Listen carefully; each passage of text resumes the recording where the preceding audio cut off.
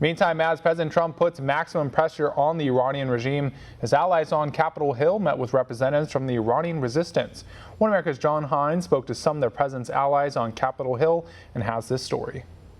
Texas Senator Ted Cruz tells One America News at a forum on human rights in Iran that the Trump administration policy of maximum pressure and sanctions is the best way to successfully constrain Iran's rogue regime. I believe the threat of nuclear Iran is the greatest national security threat facing the United States.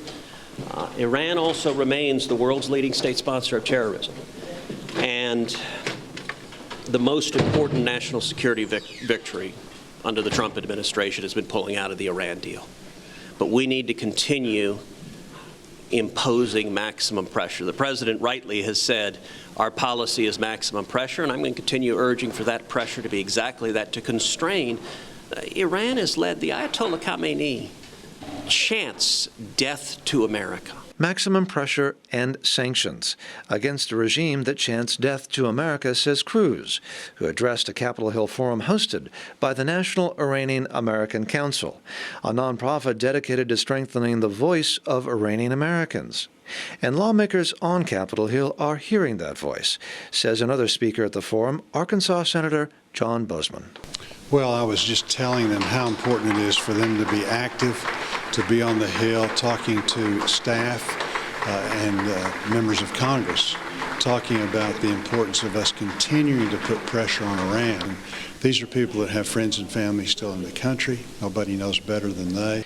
And the Trump administration's policy of maximum sanctions on the current regime may be producing results, explains Dr. Ivan Sasha Sheehan of the University of Baltimore, who says the options Washington frequently sees as appropriate to deal with the terrorist regimes like Iran are either preemptive force or unlimited engagement.